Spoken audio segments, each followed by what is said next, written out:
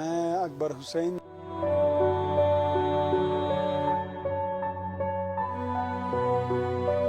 हसनाबाद नाले में जो है हमारा माल की जो रिहाइश जहाँ हम माल को रखते थे, तो वो जगह फ्लड की जद में आकर हमारा काफ़ी कोई 120 माल वहाँ पे थे।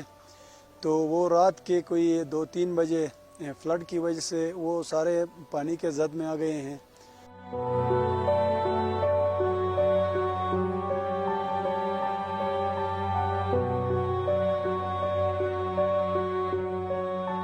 तो सरकार से हमारी अपील है कि हमें कोई इमदाद कहीं वो टोटल हमारा दारोमदार उसी पे थे, तो हमें कोई मदद की हम उम्मीद रखते हैं सरकार से।